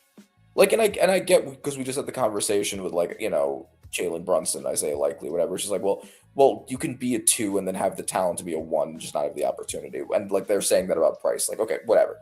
It's the running back position. Yeah. And you had more important needs than him. Like, it just was not worth it. You could have taken a guard. They also needed a guard. Like, Chase Basantis and Emmanuel Pregon were both sitting there too. Any of those would have made more sense. Hey. So I hated that for them. And then Bud Clark, with the next pick, was, you know, a good-looking safety. AJ Halsey was, by most accounts, the best safety on the board, and they passed up on him to take Bud Clark. Maybe that's just more of a scheme fit thing. But I don't think the Seahawks had a particularly good draft either. I really like Bo Stevens for them at the end. Julian Neal looks like he might be good. You know, the big body corner, good run defender. You know, there were some later picks that were okay, but like I did not like either of those at the top. There were a couple of the Jaguars. What the hell were they doing throughout this whole draft? Nate Borkature was their first pick. Nate Borkature, and then there was Albert Regis. Like, I had to check a lot of these people's names. I don't know. Tony Khan's dad clearly does the same stuff that he does, because that just absolute wild. Aside from Emmanuel Pregnon, which they really did pick way later than he should have been taken. I'm not sure why he slid that far. There must be something I don't know, I guess. Because the Chargers passed on him twice, and that was very baffling. You spit out my great pop. Yeah, but like aside from Pregnon, they had an absolute mess of a draft. 49ers, aside from Romello Height, who I really did like, outside of that, also a mess of a draft. The Bears, I did not like them taking a tight end as high as they took him, not taking edge, only taking defensive tackle in the 7th round when those were their biggest needs. A tight end that can't catch the football when they already have a loaded tight end room right now. Yeah, didn't make a lot of sense to me. Either that, they might move off of Cole Kmet. Yeah, but like, then take a tight end next year. Like, you need an edge now, and there were some legit edges on the board still. Romello Height was taken immediately after. He may not have been a scheme fit for them. They may not have loved the size and all of that, but like, well, there were edges they could have taken at that point. See, and here's the crazy thing, because the NFL has pretty much adopted a lot of the NBA mindset towards the trade deadline now, where they're more apt to make deals now. There are more trades than ever has been going on in the last couple of years. Because when I was growing up, man, trade deadline was pretty much a joke. Nothing really happened around the trade deadline. Like, cats wouldn't trade with each other. Now cats is like, this guy he's been with us for a couple of years. He's not working around in our scheme. He might fit y'all, but that guy that's not working in your scheme can definitely fit in ours. Let's make a trade. Or some of these teams, I wouldn't be surprised towards trade deadline, they make a lot of more moves, like a Cole Kmet could probably be on the block, because at the end of the day, there's a lot of teams that want to get as much draft capital for next year's draft. And some of these teams, they might be like, all right, man, here, take that 3rd. Or, all right, man, here's that 2nd. Yeah. Because we got to see what when this Philly Patriots situation go down, if it goes down how it was pillow talked, and maybe Eagles give up on some of these picks in next year's draft, or vice versa. I'm sorry, New England gives up some of these picks in next year's draft. So, I mean, we'll play it by ear. But I understand what you mean. What you mean when there's a lot of pieces that need to get taken care of. Yeah. Now, I did want to talk about two things regarding the Chiefs draft because we talked about it a little bit online, and I wanted to know what you thought about both of these. So the first one, I know that the Chiefs like Jalen Moore. And they're paying Jalen Moore a lot. Chiefs fans seem to really like him. They seem to feel comfortable with that. But after losing Jawan Taylor, do you not think the Chiefs should have drafted a right tackle at all? Like, not just in the first round, but like at all. Just as depth, just as an alternative. I think what the message they're saying is they feel comfortable with the depth that they already had. Okay. Just because Moore was a career backup before this, they're very confident. Right. So Jalen Moore was already making damn near 17, 18, I think, and his cap hit this year might be 20. It was only a 2-year deal. So this is the second going into this one. So he was getting, I think, like 17, 18 last year, and then he might get 20 this year. Okay. The consensus was that he was going to take over for left tackle. Left tackle. So Josh Simmons was going to move to the right? No, it was supposed to be Kingsley Suamataia. Okay. Because he got drafted in the second round the year before. Right. Kingsley started the first few games last year, got exposed, and it's like, nope. This is because when they signed Jalen Moore, he was a swing tackle. He could play left or right. Yeah. So if Jawan Taylor was struggling, they was gonna move him to the right. If Kingsley was gonna struggle, they gonna move him to the left. And so eventually it's just somehow, I can't remember if he got hurt or something, and because that's how Tooney ended up going to left tackle during that playoff run and got demolished by Philly in the Super Bowl. Yeah, because he's a guard, which is another, I guess, reason why I was surprised that they didn't take a tackle, just because that has haunted their two big Super Bowl losses. Yes, is not having the bookends. Absolutely. Yeah, absolutely. No, Jalen Moore got signed the year after we got this. Yeah, so this was his first year. Okay, yeah, I'm tripping. So this was his first year.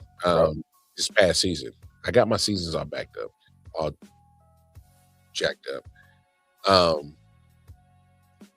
Jalen Moore was there, and he did get hurt this year because Josh Simmons got hurt because we drafted him. He fell to us last year at 29. Who, by the way, he's going to be the left tackle for the future. So he said Kingsley Suamataia, who got drafted 2 years ago, struggled, and they moved him to guard this year. It's his first year playing guard. He struggled at first, but he got it together, and he's going to be nice. So I'm comfortable with him at left guard. Okay. Obviously, Creed at center don't need to be spoken. I'm cool with that. All right. Right guard, Trey Smith, the highest paid right guard in the game. Yeah. And deservedly so. He's played pretty damn good. I'm set with him. So with Jalen Moore can actually play in the right side, I'm fine with him because we're paying him $20 million. Right. You know what I'm saying? Okay.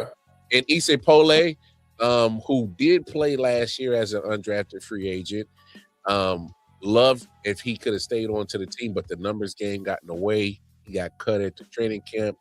He got picked up by the Jets. Obviously, we know how the Jets don't know how to run a damn organized football team. They release him. He comes back and end up starting some games for us because Cats got hurt last year. And that was pretty much really the difference between why the Chiefs were not looking the same on offense. That offensive line was just it was beat up. Yeah. And Patrick could only do so much, and then I think the weight ended up getting to his knee. So if we're looking at a full healthy Chiefs offensive line, we're probably looking at one of the better offensive lines. I will put it up against any offensive line in the division in the AFC West for sure. Really? Okay. Over the Broncos? Oh yeah, and I know that's a lot to say because if you look at the Chargers, I'm not sure about the interior. Obviously, a healthy Rashawn Slater and a healthy Alt, that's something to really talk about. Broncos, they got Garrett Bowles. I get it. He's He was the best left tackle in football last year. I hear that, but I've also Miners.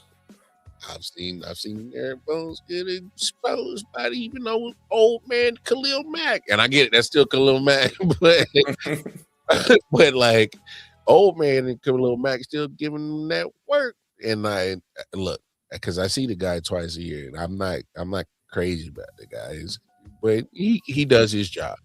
But I will say this, and obviously the Raiders, they just now started addressing their O-line, so they wouldn't compare at all. Yeah, of course. They also didn't draft a right tackle, which was kind of baffling to me. They took Trey Zune, who has some tackle experience, but has mostly been a center, which is weird when you just set the center market. I would have taken like a full-time tackle at some point. Good luck, Fernando. No, for real. And then I just look at there's 4 positions on the Chiefs O-line for sure that I'm certain about, and I feel more confident about those compared to the other teams in the division. So I'm not gonna. We can have the debate, best O-lines against the other AFC teams, maybe NFL. I'll have to take a look at other teams and see what they're working with on their O-line, but in the division, I would put them up against that. So I wasn't too, oh my God, they didn't draft that tackle. And it's like, huh? Okay. Now, the other one was, so you really like R. Mason Thomas. Love him. Yeah, and I like R. Mason Thomas too. It's what I'm about to ask isn't really like R. Mason Thomas slander. It's just, I guess, like thought process. Mm-hmm. The main knocks against R. Mason Thomas have always been Small. Yeah, small. He does have short arms. Cassius Howell is very similar kind of player to R. Mason Thomas, but he was more productive in college. He's bigger. He does have slightly shorter arms.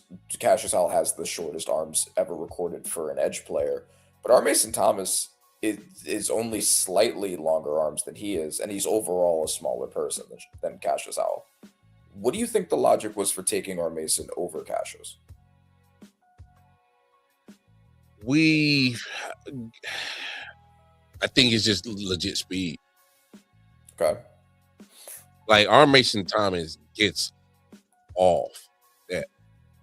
I mean, he's something total opposite of what we got on our roster right now. Like, because Chris can't, even when they were moving him outside, you can't keep putting him on the outside because he's getting older. That speed ain't there. He's just a big guy. So he's always been good at doing his damage inside. And Chris Jones still commands the double team. So even if you put him on the outside, he's still going to see a double. And he's not going to be fast for that. R. Mason Thomas is like dynamite. He's a stick of dynamite. Like, boom.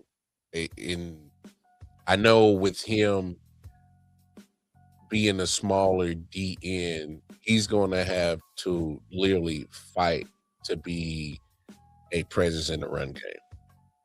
But knowing how Spag sticks, he's not really going to put him in those situations for him to be on the field for a lot of rush plays. Like a lot of first and second downs. this guy, He's gonna be designated, and I'm okay with that.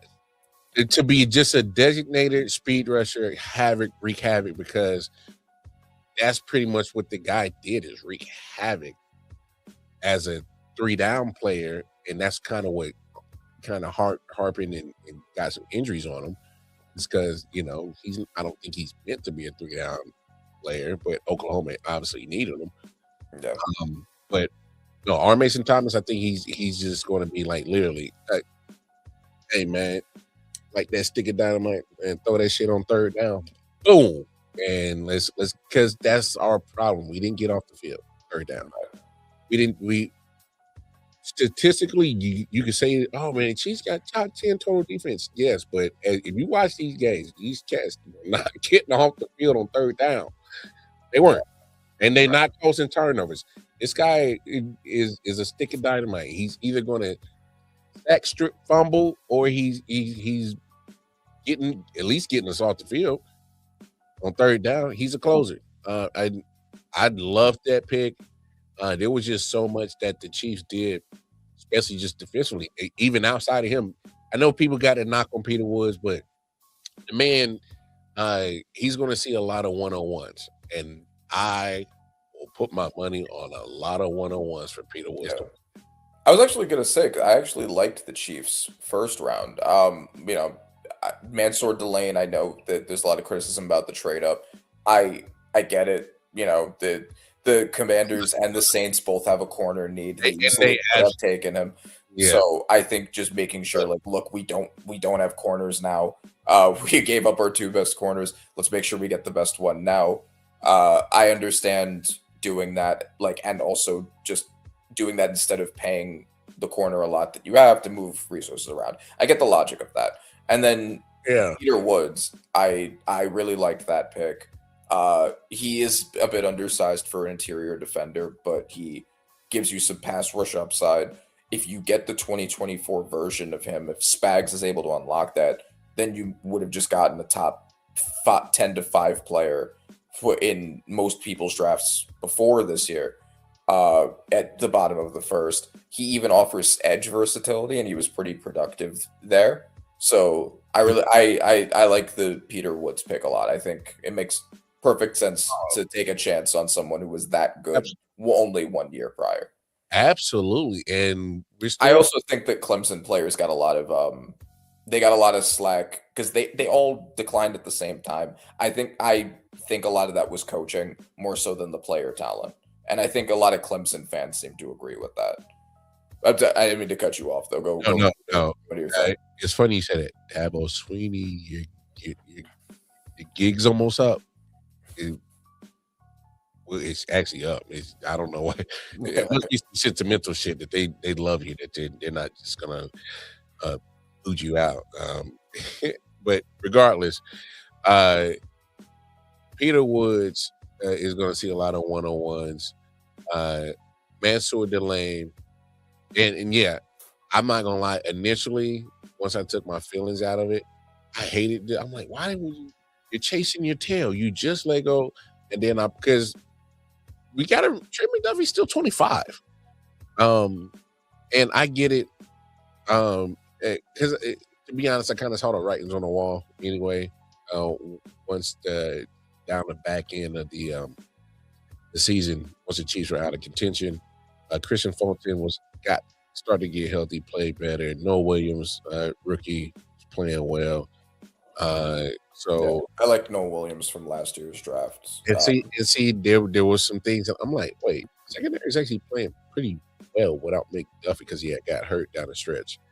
And so I was like, that didn't bode well. And then, there was no deal that was getting reported that was getting done. And I was like, that doesn't bode well. And then next thing you know, I'm like, there you go. And by all means, he reset the cornerback market. Well deserved, obviously. It just couldn't have been here. It just wasn't. And yeah, your quarterback situation is very expensive. You got a very expensive right guard. I do understand Chris Jones, Creed Humphrey, Trey Smith, Patrick Mahomes, all are at, if not at the top of their position market, they're damn near in the top 5. Well, not Patrick, because there's some quarterbacks that's got a lot better than him, but he's top 10. Who else is getting paid on the Chiefs? Travis Kelce. Oh no, he got a more team friendly deal this go around. I think this go around, but he was still making 17 last year. Yeah, you know what I'm saying. So he cost. Bucker was at the top of the kicker market before it. Brendan Arbery just got paid, and a couple other kickers just got paid these last few weeks. He was at the top of the market. So there were cats that were just eating money on the cap. And I'm just like, that's why it's kind of like, again, Christian Fulton, they brought him over here and he was getting like, I think 10 mil, and he was coming off an ACL injury. Jalen Moore, again, brought him over. He was getting almost up to 20 million. So, and it's kind of like there were some cats that was getting some bread. So, right. It's the reason why you guys had to move off of Joe Tooney. And I mean, I think the team absolutely clearly suffered for it. And I think you could have gotten more for him. But I understand the money is just wrapped up in too many places. And there are a lot of people that aren't, you don't want to cut a lot of those people. No. And the fact of the matter is, and that's why once I took my emotions out of it and then put my business cap on, I was like, Mansour Delane, at worst, the floor should be Trent McDuffie. The ceiling is whatever he makes it. And the crazy thing is he can do what Trent McDuffie does, play the slot, play the outside, but he's a little bit taller, so he can handle the bigger wide receivers probably a little bit better than what Trent McDuffie did. Because that's probably the only knock I had on Trent is he's 5'11". So when he's going against Courtland Sutton, who's 6'3", 6'4", Courtland used to tear his little ass up. Pause. He would. Super pause, because like we said earlier, I was having a conversation with the homie Chris on our Chief show. Bo Nix, he throw them go routes. And on the other end was Courtland Sutton, and trying to make a play was Trent McDuffie struggling.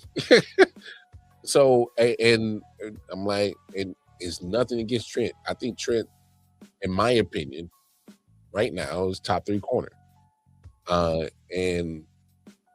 But everybody has their knock on corners. That one thing that always gets him, and it was his size. And Mansour is a little bit taller. So if he can give me Trent McDuffie production with, a 6'1" frame, I'll take it.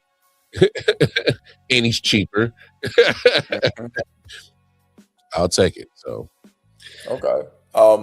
Before we end the show, I do want to. Did you get a chance to check out the UFC fight that just happened this past Saturday? Strickland and Chimaev. Them boys was how did you feel about the decision?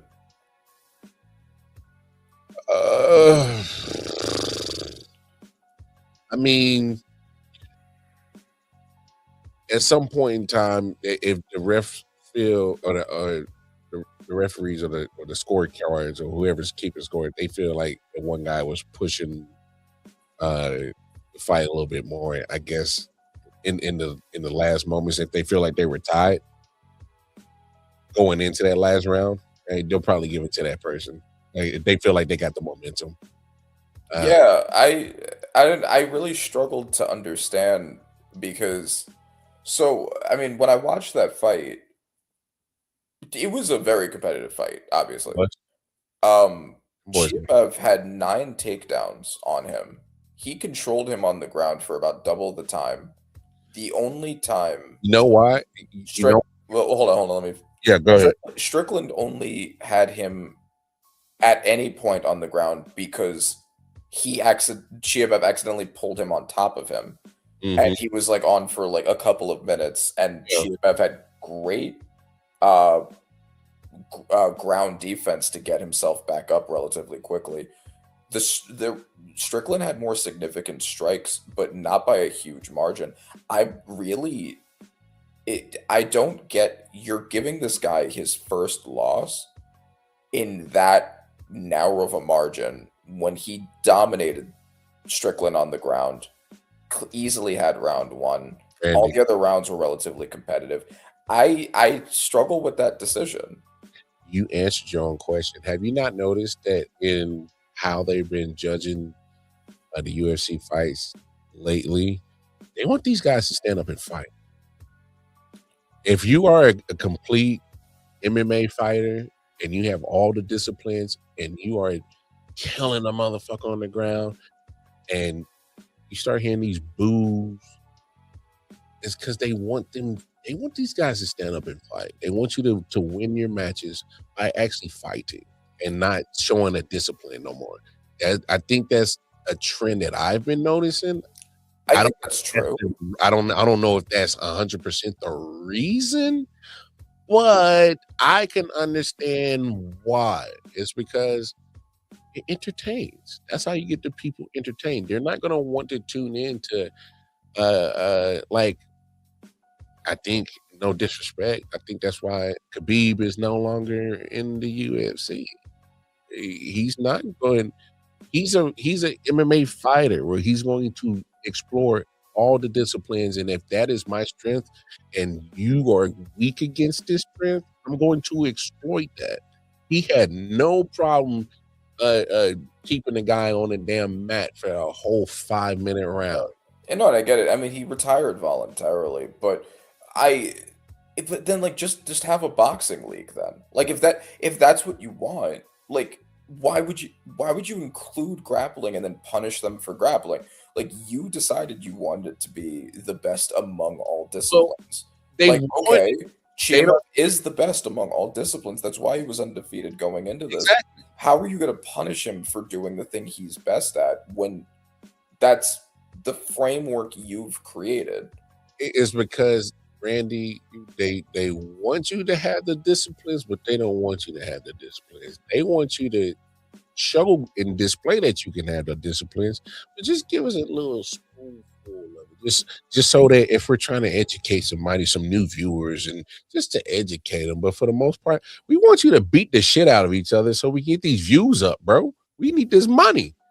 And just by all standards, you as a fighter in UFC, you ain't gonna get a lot of it. But we'll give you some scraps, but we want this money, baby. Come on. Yeah, I get it. It's a business decision, like, okay, but like It's part of the game. it hurts the integrity of the fights if you know that they're essentially punishing people for the style of fighting. Randy, That is really what it is. Randy, who owns UFC and WWE? TKO. Who's been fucking pissing us off on WWE side? TKO. Who the hell you think has been pissing the UFC fans off? Oh, yeah, for sure. I'm saying it's bad. I'm not saying I don't get why it's happening. All I'm saying is you answered your own question. We know who runs it. We know who runs both companies. Yeah. We know who's been pissing us off on both sides of this deal ever since it went down, of this whole conglomerate merger of acquiring both UFC and WWE. Everything's getting corporatized by TKO. They're going to, we want you to have elements of why we acquired you, but we own y'all. Bitches, you better make sure this damn bottom line is looking good. We know what's up. Yeah. Yeah, I know. I'm sure that is why. It just sucks. It sucks to end an undefeated streak that close for that reasoning. Yeah, that's janky. Yeah. But the when he has more significant strikes, that shows, and I know you're saying is not by a wide margin, and sometimes it don't have to be, but if he's got them significant strikes and he's the leading pack of that, and then look at your face all beat the fuck up, and his face is he's beat the fuck up, but man, I was willing to stand up more than you, and they want that. Oh man, go out on your shield, have courage. Also, it's not like Chimaev didn't. Like, he had like almost 100 significant strikes. Like, Strickland had like 130. Like, it just was. It doesn't close the gap to me. But I hear you. I hear you, because I thought it was a supposed to be a discipline, multiple disciplines that you can display it. So Right. But yeah, I mean, I think we covered everything. I mean, one more bad draft pick I mentioned before, Keldrick Falk, which I think is going to be the Michael Williams, Shamar Stewart of this next draft. We'll see how that works, but it's just like, look, if you're bad in college, I don't expect you to be better against bigger players. That's and Shamar Stewart came off that 97 quick the next, dog. I wonder how much them commas and zeros was on that motherfucking check. Yep. Y'all know what it is, man. Always a pleasure to chop it up, man. This was good. I know we went a bit longer, but hey, man, me and Brody hadn't been on in a couple of weeks. We gotta, talk our shit. So, but we appreciate everybody tuning in. Make sure you like, share, subscribe to the I.O.W Sports Network on all social media platforms. Tap in with myself, KC Walcott on the Twitter for all the stuff that I be dropping. You need audio needs. Panther on Acid on Instagram to tap in with the bro, Randy Weber. And hey, until the next time, man, y'all know what it is. We about you. Take care of yourselves. Take care of each other. Peace. Yeah. Silent Hill TDS, what's up? Yeah, come on. I.O.W Sports Network, late night edition. Let's go. Come on. We about to raise the bar. Wild card mark. Everybody grab a seat, cause you know we about to spark. Late night sports talk. Modelo Le Cigar. Man, you don't wanna start. Wild card mark. We about to raise